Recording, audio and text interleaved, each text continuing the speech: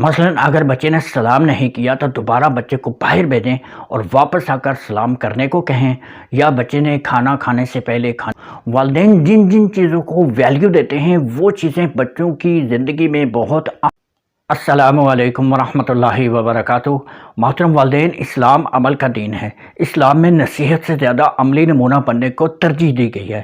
نبی کریم صلی اللہ علیہ وسلم نے جو بات بھی بتائی اس پر خود پہلے عمل کر کے دکھایا۔ بچوں کی اسلامی اور اخلاقی تربیت انہیں صرف چند چیزیں رٹوا کر اور یاد کروا کر ہی نہیں ہوتی کہ بچے اب خود اس پر عمل کرنا شروع کر دیں گے کہ ان کو اچھا خاصا نالج مل چکا ہے، بلکہ عملی تربیت کے لیے ایک سازگار اور پرماننٹ ماحول ترتیب دینا بہت لازمی امر ہے۔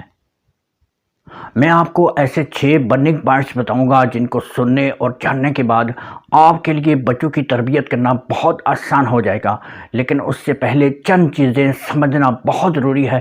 ان کے بغیر کوئی بات بن نہیں پائے گی۔ بچوں کی تربیت لیکچرز دینے سے زیادہ ماحول اور پریکٹس سے ہوتی ہے۔ بچوں کی یہ فطرت ہے کہ وہ زبان سے بولی ہوئی چیز بہت جلد بھول جاتے ہیں، مگر آنکھوں سے دیکھا ہوا کام اور خود کیا ہوا کام وہ کبھی نہیں بھولتے۔ اسی طرح بچے والدین کی زبانی نصیحتوں کو بہت کم ذہن میں رکھتے ہیں، جبکہ بچوں کے سامنے کیے ہوئے والدین کے عملی کام بچوں کی فطرت کا حصہ بنتے جاتے ہیں۔ وہ کہتے ہیں نا کہ فلاں بچہ اس کام میں اپنے باپ پر گیا ہے یا اپنی ماں پر گیا ہے۔ والدین کے کیے ہوئے کام بچے ریپیٹ کرتے رہتے ہیں اور بڑی آسانی کے ساتھ ان کی روٹین لائف میں شامل ہوتے جاتے ہیں۔ بچے والدین کی نصیحت کے مقابلے میں ان کے عمل کو پک کرتے رہتے ہیں اور اپنے والدین کے عمل کو ترجیح دیتے ہیں۔ مثلاً اگر آپ نے بچے کو کہا کہ اذان کے وقت بولتے نہیں ہیں، خاموش رہتے ہیں، مگر آپ نے بچے کو تو کہہ دیا اور خود بولنے لگے، خود خاموش نہ ہوں، تو بچہ کبھی بھی آپ کی بات پر توجہ نہیں دے گا۔ وہ اذان کے دوران بولنے میں کوئی حرج محسوس نہیں کرے گا، کیونکہ آپ کی نصیحت کے مقابلے میں آپ کا عمل اس کو اٹریکٹ کر رہا ہوگا۔ والدین جن جن چیزوں کو ویلیو دیتے ہیں وہ چیزیں بچوں کی زندگی میں بہت اہم ہو جایا کرتی ہیں۔ اب میں آپ کو 6 عملی طریقے بتاتا ہوں جن کے سننے اور جاننے کے بعد آپ عمل کریں گے تو آپ کے بچوں کی عادتیں بہت زبردست اور پکی ہوتی جائیں گی۔ نمبر 1، بچے کو جب بھی نماز کے لیے کہیں تو ساتھ ہی جائے نماز بچھا کر بچے کی توجہ ادھر مبذول کروائیں اور کہیں کہ وضو کر کے آ جائیں، آپ کی جائے نماز ریڈی ہے۔ یا قرآن پاک کی تلاوت کے لیے کہیں تو ساتھ ہی قرآن پاک اپنی جگہ پر رکھ کر اس کی توجہ مبذول کروائیں کہ قرآن پاک جگہ پر رکھ دیا گیا ہے، آپ وضو کر کے جلدی آ جائیں۔ بچھی ہوئی جائے نماز اور رکھا ہوا قرآن پاک بچے کے عمل میں بہت زیادہ مددگار ثابت ہوگا۔ نمبر 2، تھوڑی سی محنت کر کے بچوں کے کام کے اوقات مقرر کریں تو بچے ذہنی طور پر بالکل ریڈی ہوں گے کہ انہیں کون سا کام کس وقت میں کرنا ہے۔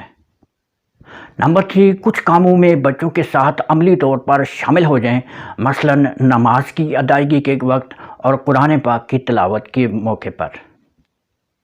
نمبر 4، جتنا ممکن ہو سکے ہر موقع پر کاموں کو یاد دلا دیا کریں، مثلاً گھر میں داخل ہوتے وقت، کھانا کھاتے وقت، واش روم جاتے اور آتے وقت کی جو دعائیں پڑھی جاتی ہیں، آپ بچوں کو ان دعاؤں کا اشارہ کر دیا کریں تاکہ بچوں کو یاد رہے اور اس پر عمل کرنے کی ان کو عادت پڑتی جائے۔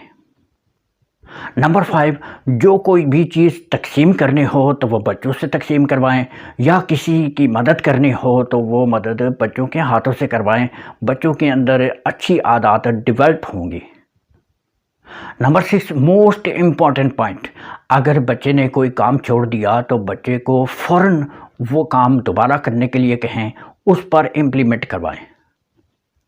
مثلاً اگر بچے نے سلام نہیں کیا تو دوبارہ بچے کو باہر بھیجیں اور واپس آ کر سلام کرنے کو کہیں، یا بچے نے کھانا کھانے سے پہلے کھانے کی دعا نہیں پڑھی تو بچے سے لقمہ نیچے رکھوا دیں اور دعا پڑھا کے پھر کھانا شروع کرنے کا کہیں۔ الغرض بچوں کی اسلامی، دینی اور اخلاقی تربیت کے لیے انہیں اسلامی اور دینی ایسٹس یاد کروانے کے ساتھ ساتھ ایک بہترین ماحول بنانا انتہائی ضروری چیز ہے۔ ورنہ بچے اسلامی کورس تو مکمل کر لیں گے لیکن اسلامی تعلیمات کے مطابق ان کی شخصیت ڈیولپ نہیں ہو پائے گی۔ اللہ رب العزت ہمیں یہ سب کچھ سمجھنے اور عمل کرنے کی توفیق عطا فرمائے۔ نیکسٹ ویڈیو کے لیے شدت سے منتظر رہیے، تب تک کے لیے دیجیے اجازت۔ السلام علیکم ورحمۃ اللہ وبرکاتہ۔